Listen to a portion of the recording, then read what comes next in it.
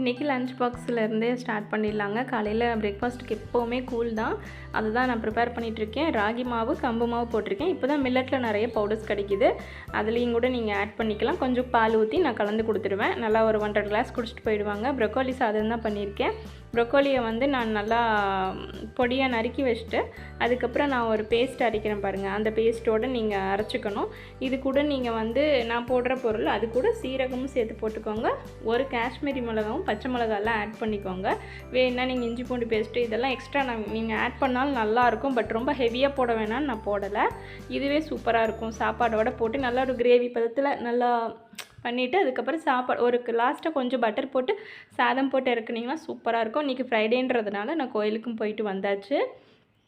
வீட்டுக்கு வந்தால் ஒரு snacks packet ziplock cover actually அதுக்கு ஒரு கிளிப்பை குத்தி எடுத்து வச்சுருக்காங்க. ஏன்னா அத்தமாக கட் பண்ணிட்டாங்களாட்டிருக்கு. இப்போ இது இப்படி இருக்குது. ஓகே, வீடியோ பிடிச்சிருந்தா சப்ஸ்கிரைப் பண்ணுங்கள், லைக் பண்ணுங்கள்.